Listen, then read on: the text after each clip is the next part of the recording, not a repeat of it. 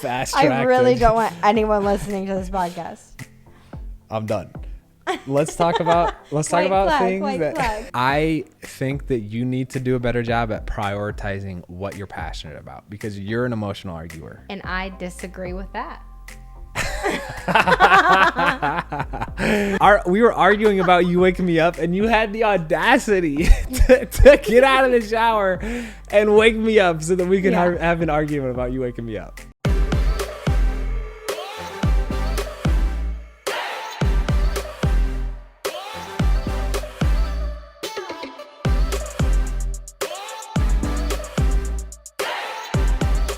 What's up, everybody? Welcome back to Couple Things with Shawn and Andrew, a podcast that's all about everything couples. We're so excited that you guys took the time out of your day to listen to us. Today is going to be a fun topic. Yeah, it was highly requested. I reached out and asked you guys for topic ideas, and this was 99% of what you wanted, and it's arguments. Everything about arguments. How to argue. How do you get past arguments? Are you supposed to argue? Is it bad to argue? Can you argue too much?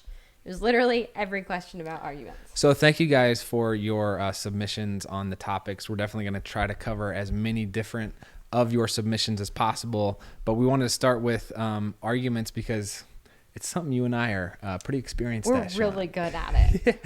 No, I don't think we're good at it. We're really good at making sure we argue. Yes.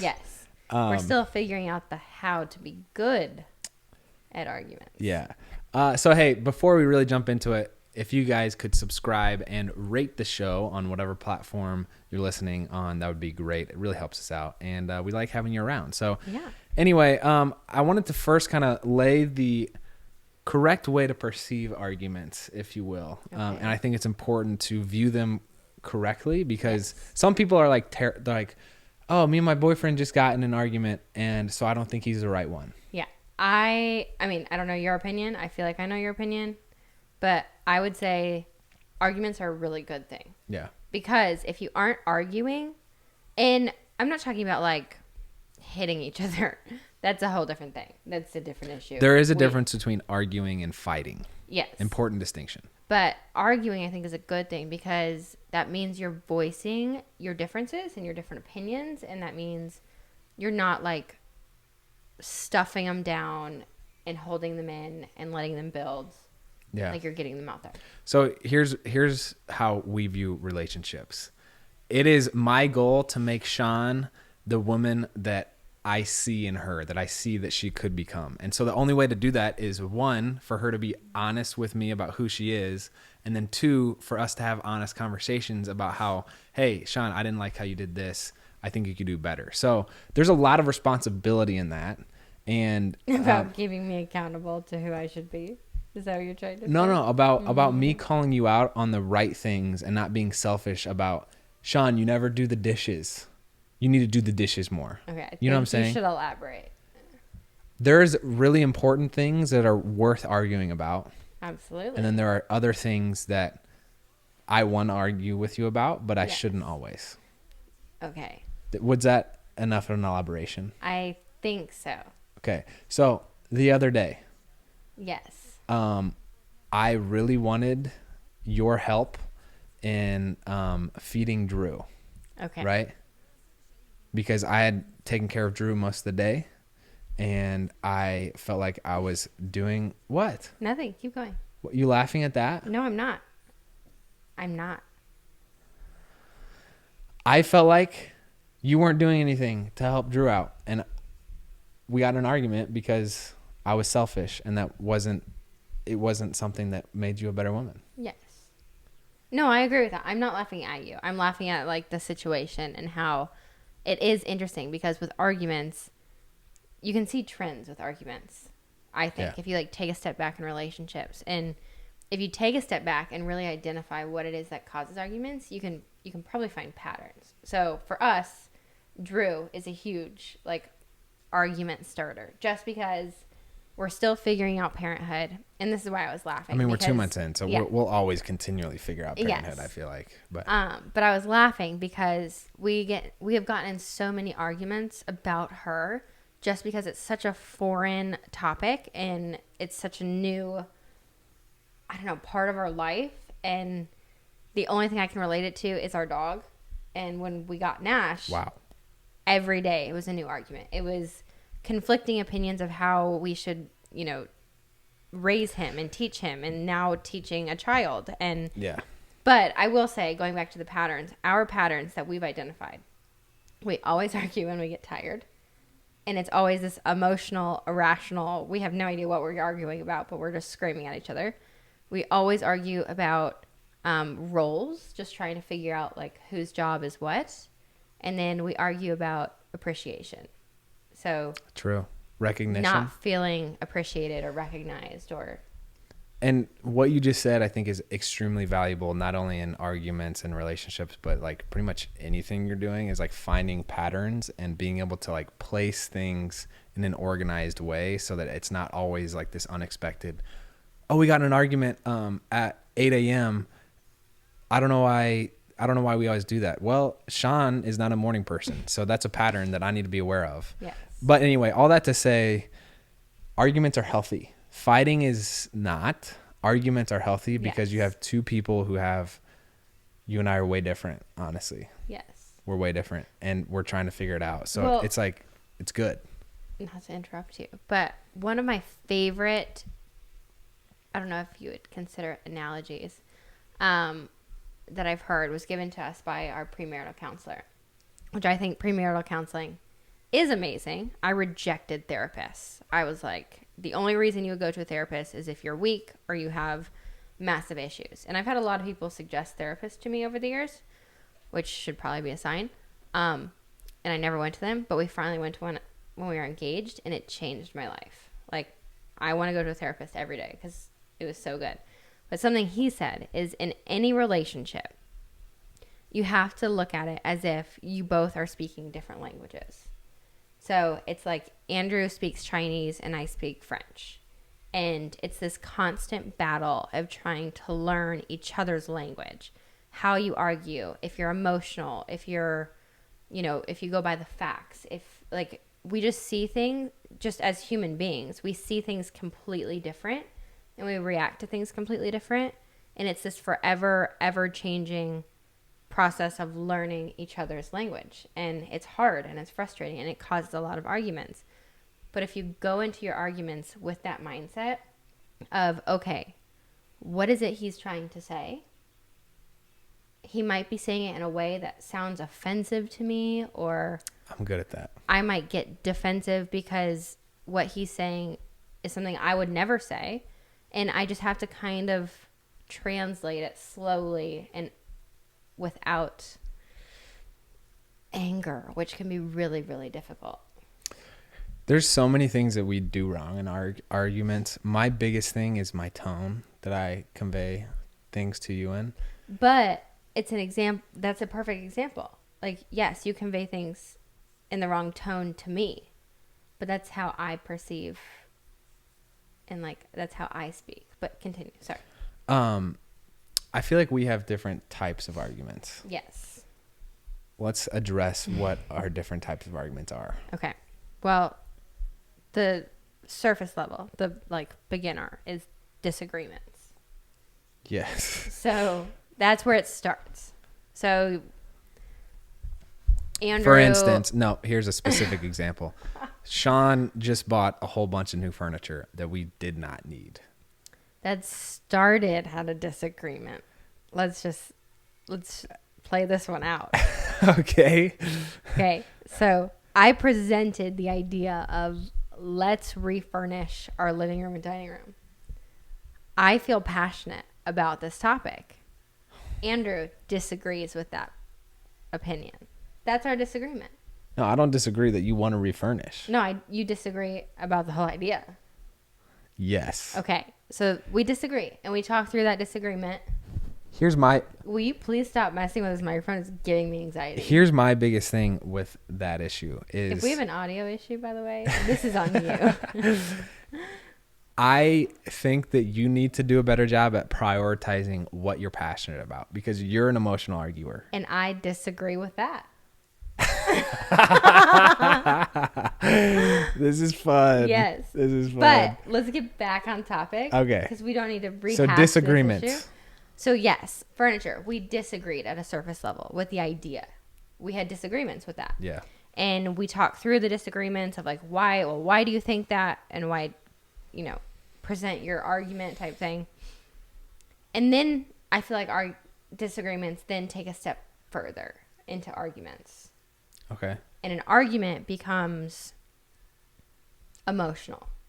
I feel like a disagreement is just, here's an idea, here's something I think, I don't agree with it. Honestly, we don't do a good job at having just disagreements. We have a lot of disagreements that turn into arguments because we let emotion. But we do a good job at never letting it get into like a fight. We've only had like 2 or 3 really big like blow ups. One of them being the other night. I want you guys to picture this. Okay. We have, like he said, we have very rarely gotten into fights. Fortunately. Thank you for that. Yes. And I will say fights. Thank you for that too, Andrew. There is another level. What? I'm just giving you credit for okay. it. Thank you for that too, Andrew. Thank you for that too, babe. I'm sorry. I was on a roll. I know. Go ahead. My mind. I'm sorry. I will say we have to like take a step outside of this and say, if fights ever become physical in any way, that is not good. That is not healthy. You need to find help, and that's not something we approve of at all. Yeah. Okay. And also manipulation is a bad thing. Absolutely. So just be wary of that. There's a big difference between trying to work through issues in a healthy way where both people are willing to compromise and trying to have healthy motives to do what you want. Yes. In an unhealthy way. Yes. So continue. But fights. The very few fights Andrew and I have gotten in. We had a fight not too long ago, and I need you guys to picture this. So it had to do with Drew. Who's going to feed her? Who's going to get up in the middle of the night? We're sleep deprived. We're hangry. We haven't eaten. We go to bed. We're in bed. My blood is boiling for some reason. I don't even know at that time. And I'm like, I need to shower. And Andrew's like, fine, I need to go to bed. So Andrew falls asleep. I get in the shower. I take a 45-minute shower. No joke. I'm crying in the shower. Who knows why? I really don't even remember what it is we're arguing about. No, we were arguing about you waking me up was the argument. But go ahead. I'm starting to remember things. We probably shouldn't bring them up. Okay. Anyways, while I'm in this shower for 45 minutes crying, am piecing together my argument. I'm like, oh, that's a good line. This is a good line. I'm going to hit him with this. Not physically, but, And I get out of that shower confident AF. And I'm like, okay, I'm going to walk into this bedroom and I'm going to be like, okay, babe, let's do this. Red flag number 1 of this not being a healthy argument. Okay. So I walk in and I'm like, babe, we need to talk this through.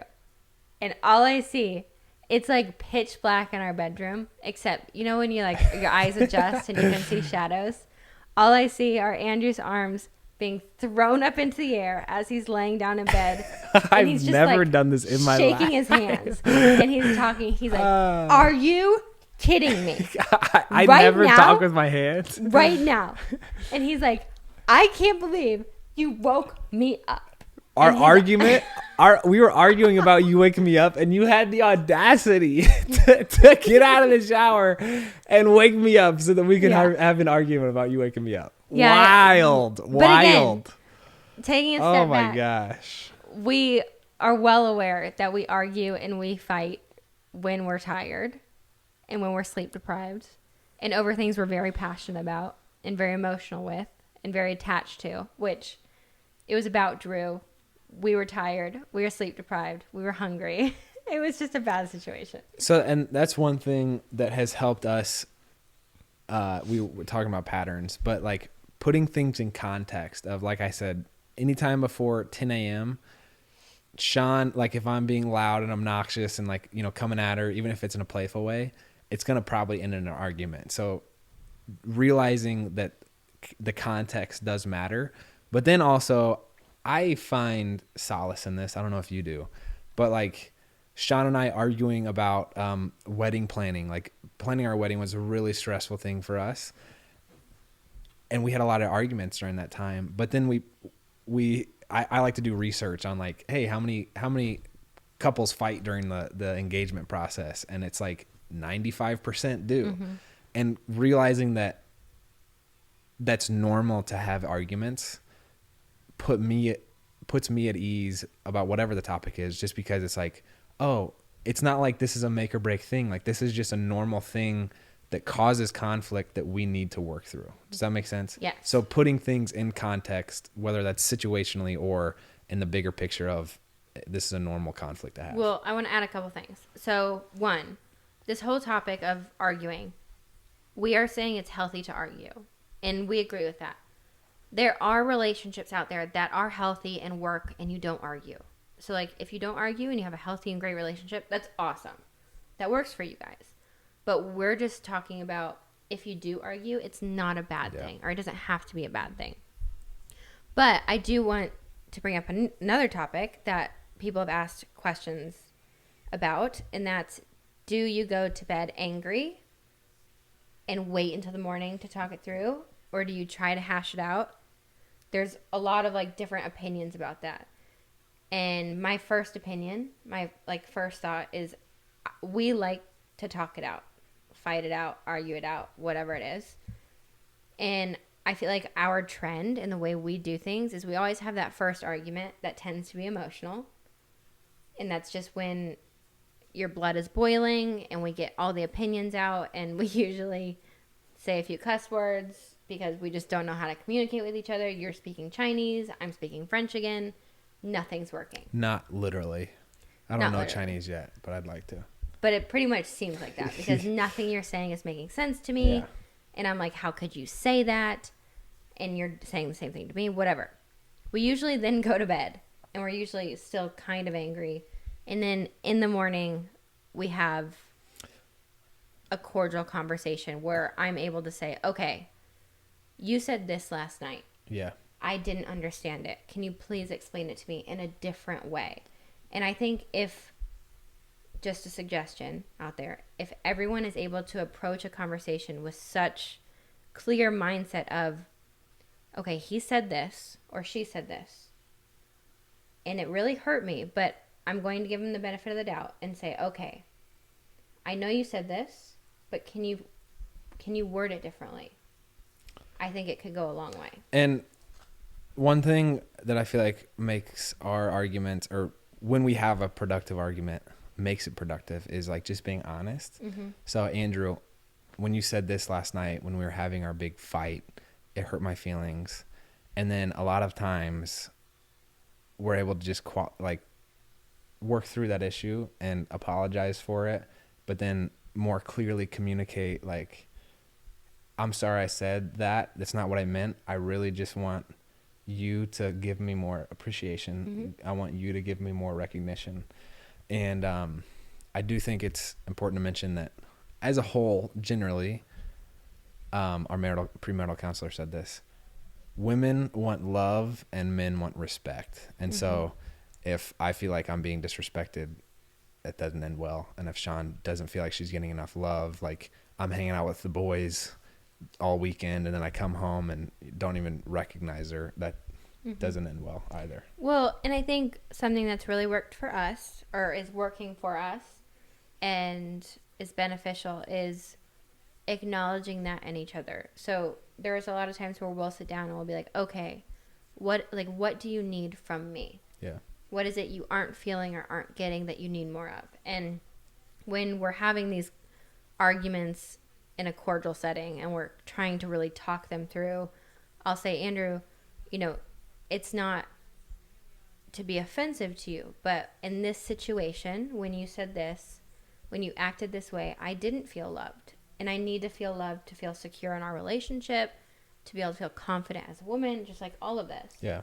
And he'll be like, okay, I'm sorry, but I didn't mean that. And then vice versa. He'll say, okay, when you did this, I felt disrespected. And it's just, if you can go back and forth and give clear cut details as to what it was that person did and how it made you feel, it kind of sets your significant other up for success and being able to say, okay, next time I'll try to do this differently.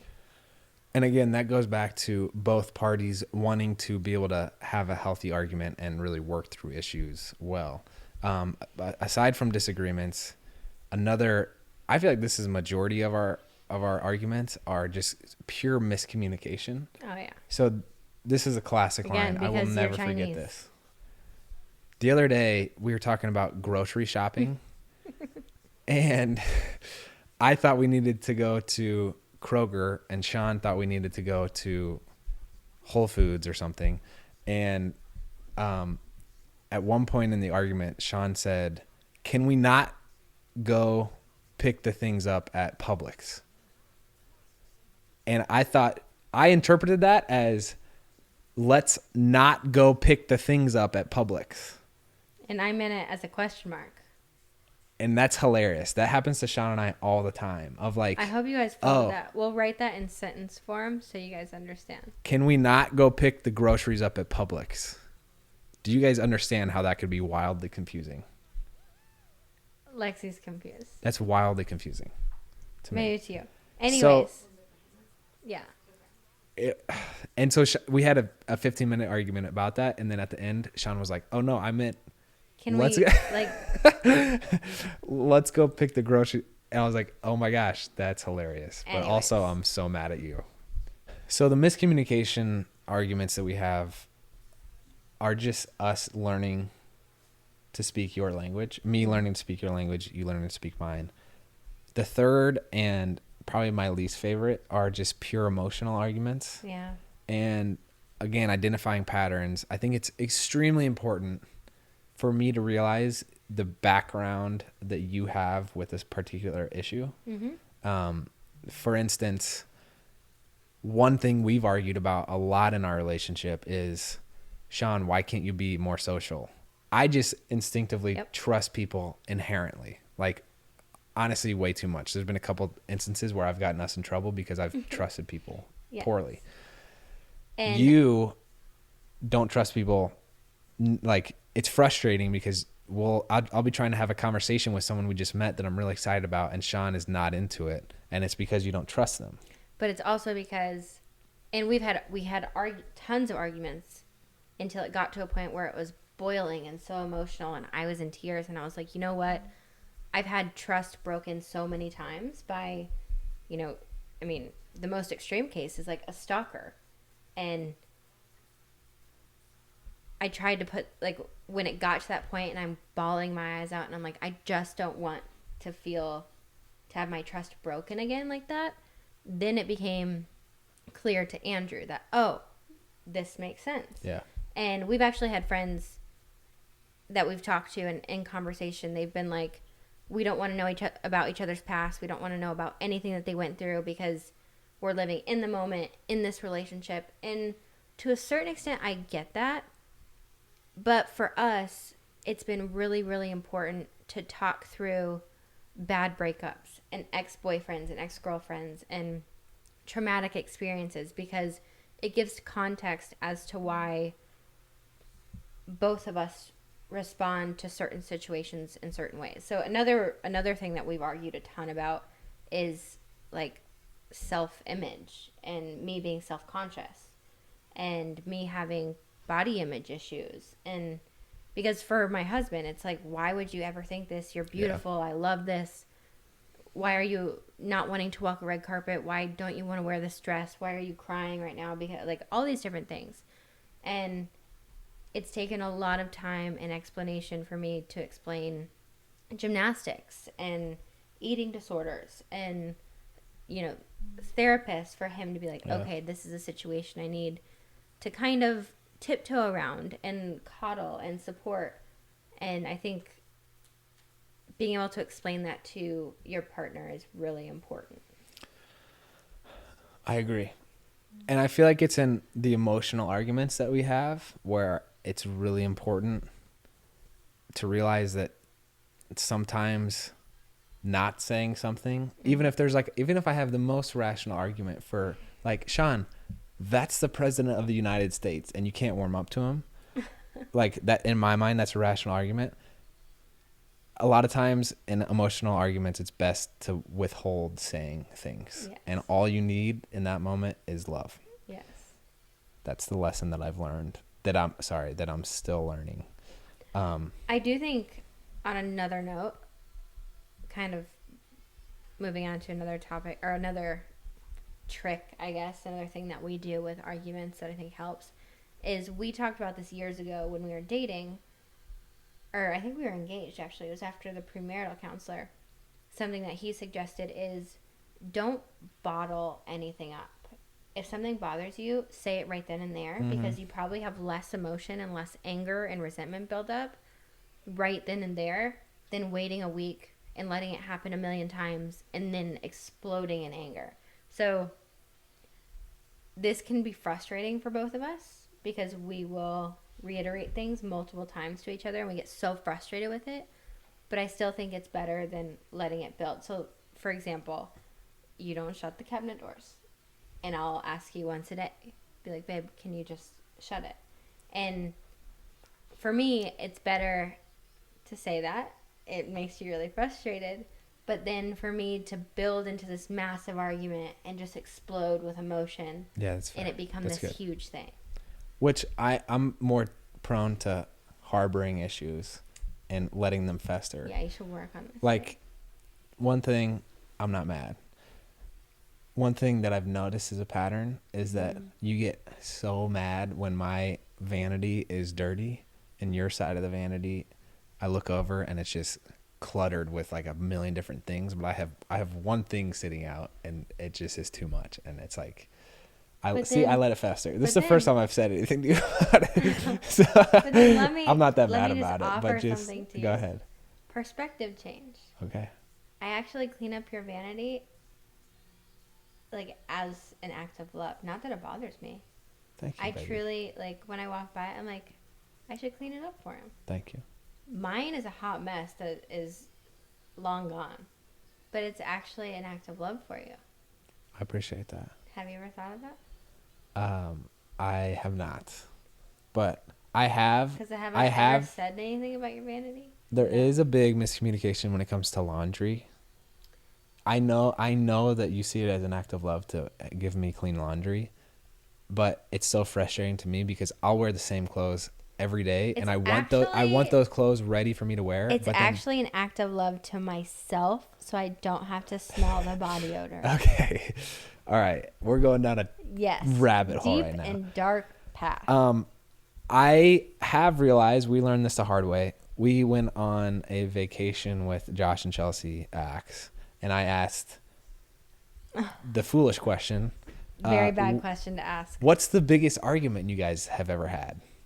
Don't ever ask That's that. the wrong question to have, because I do say no matter if you're dating or engaged or married, there's probably one issue that is really hard to work through, and probably you'll never work through. You'll never work through it.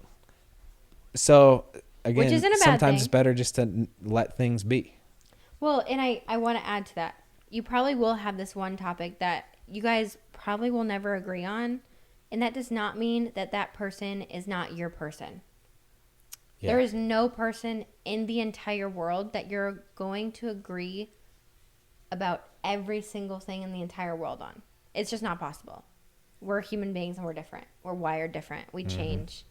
And if you're waiting for that person to show up, they're not going to. You have to make things work. You have to compromise.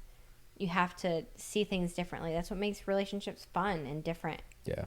So it's okay to have that one thing you'll never agree on. But you probably shouldn't bring that up in conversation. Yeah. For us, I would say it's probably treatment of the dog. But we don't really work through those. We don't work through the details. Talk about it. Exactly. Yeah. Moving on. Let's talk about things that because when we're arguing. So rational and right. I'm done. Let's talk about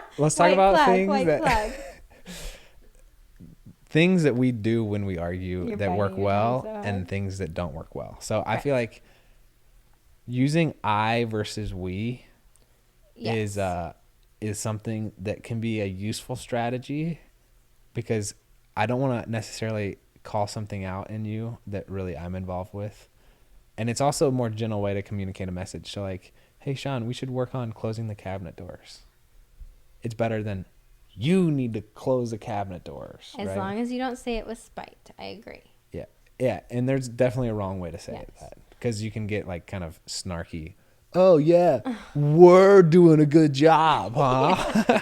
I also think a really, really important thing, as hard as it can be sometimes, is to acknowledge everything that your significant other is saying. 100%. So that's something that we have recently said we need verbal confirmation. yes. So if you're in an argument, if you're not, whatever, if your significant other is saying something to you, they could even be pointing out something that you've done wrong that you don't even think is wrong. You need to acknowledge it. You need to say, okay, I'm sorry you feel that way, or acknowledge it in whatever way you can before you bring in the but or your opinion or your thought. Because if you don't, it feels, you feel like you're unseen and unheard, and that can cause arguments to skyrocket. Yeah. Yes. Also, I heard, I think Jordan Peterson say this, but criticize the smallest possible thing about the other person as possible. So like, don't say, Shawn, you never take out the trash.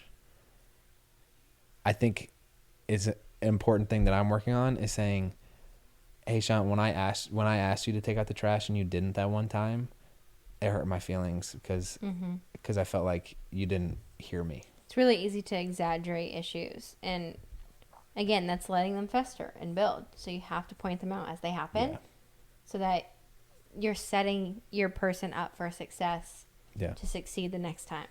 Yeah. One thing you do is apologize too much. Yes, I do apologize too much. And I think it's very easy to do that. I really appreciate you being willing to concede, but I do find frustration, and sometimes you apologize when you really actually want to communicate something. Yeah, You know or what I I'm saying? apologize in spite. I'm like, I'm sorry. But I'm really not. Yeah. But I'm So, really not at all. I think appropriately using apologies is an important thing, and not just using it as like a out to the conversation. And using them like enough. Are you looking at me? Yeah. I feel like I apologize a lot. You never actually say, I'm sorry. Okay. All right. Good to know. Yeah. We're learning things right now. Yeah. You just say, I apologized. That's just really interesting. It is. Okay. I'll accept that. This is like couples therapy. Yeah. I feel like we're That's going to good. have to start bringing in moderators, though. So I feel like no, we Acknowledge? excellent example there. Yes. Shawn and I were talking, maybe this isn't a good thing for us to like revisit all these issues that we've worked through, because some things are just better left undone. But we're going to be interviewing people. We have an awesome roster. We did a huge people. outreach yesterday, and we have like 30 people lined up, and I'm so excited. Yeah, and we're going to be doing them in person, and I can't wait. But to review, what did we learn here today? We learned that arguments are fine and healthy and happen in relationships, and you should not get discouraged by them. Just because you argue does not mean you're in a bad relationship. It means you guys are passionate and healthy and sane, and you have opinions.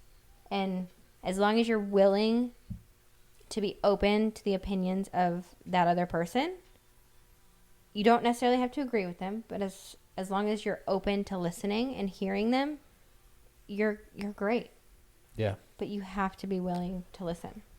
I think having an attitude of honesty, because I need to be honest with how I'm feeling, and I need to be honest with myself about the negative thing in you that I would like to correct, right? That's how arguments happen, is like, oh, you did this and that's dumb. But it might not be right. Yes.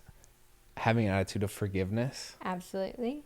And then just realizing that sometimes there's issues with a lot of background complexities to it, and putting things in context, recognizing patterns.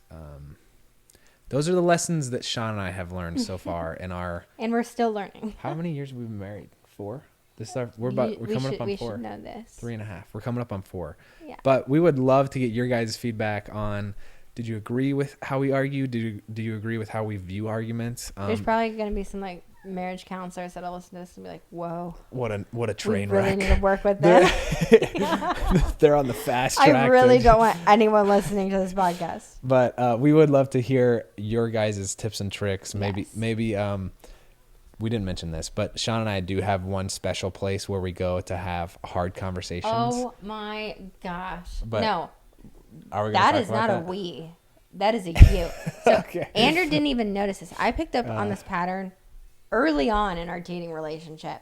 Yeah. But I would always get this text message. It happened like once a month. And it'd be like, do you want to meet me for coffee at Frothy Monkey, which is a coffee shop here in Nashville? And I'd be like, at first I was like, sure, let's go get coffee. But then I soon realized a pattern of every time. And the only time we ever went to Frothy Monkey is when Andrew had to have a serious conversation. And it was some sort of argument or talking about a topic we didn't want to talk about, but something serious.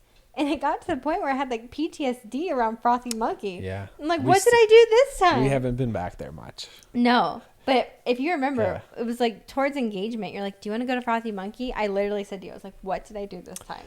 Yeah. But we translated that into, and this is part of our solution for how we let issues not fester. It translated into us having monthly checkups where Shawn and I will just sit down and say, all right, this is a safe space where we can have a conversation that I'm going to call something out in you and just receive it well. And so I'll be like, Shawn, one thing I felt like you did we always start with you did a good job. A compliment. So I'll say, you did a really good job at being patient with me when I know I lost my temper a couple times. Yeah. And then I'll say, but I didn't appreciate how you totally blew me off in a handful of issues. And again, try to be specific. Yeah. And we do make sure to get out of the house for that. So we've always tried to do our monthly checkups at a coffee shop or somewhere. Yeah. To where, I don't know why. I think our marriage counselor told us that, like getting out of your home space so that, I don't know. It just kind of refreshes you. I don't know. It keeps home as like this place of rest as opposed to relating it to every time we're home we argue. So then you go out and it's just like the place you're in actually does matter a lot. That was fun, babe. It was fun. I hope they took something away from it. I do too. I hope we are hot messes. It's okay. Thank you for listening to another episode of Couple Things. Thank you guys for your submissions. If you have any, we have a spot on the website where you can submit ideas.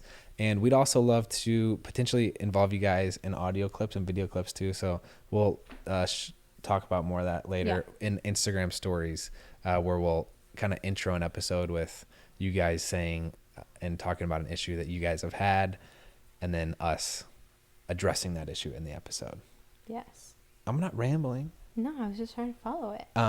Anyway, if you guys haven't yet, if you could please subscribe to and rate this episode on whatever platform you're listening. Give it a 5 stars. Why don't you? If you thought it was a 5-star episode.